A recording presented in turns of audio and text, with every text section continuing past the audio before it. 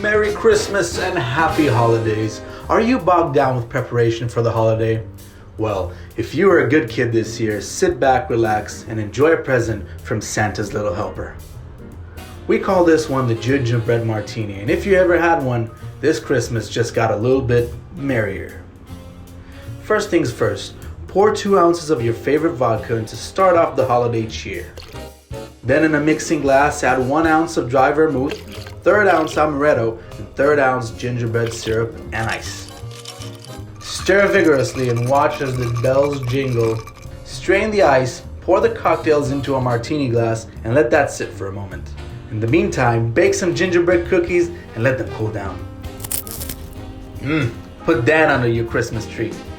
Now you can sit by the fireplace and enjoy the holiday spirit with a cookie in one hand and a gingerbread martini in the other. Delightful. And don't forget to leave some out for Santa.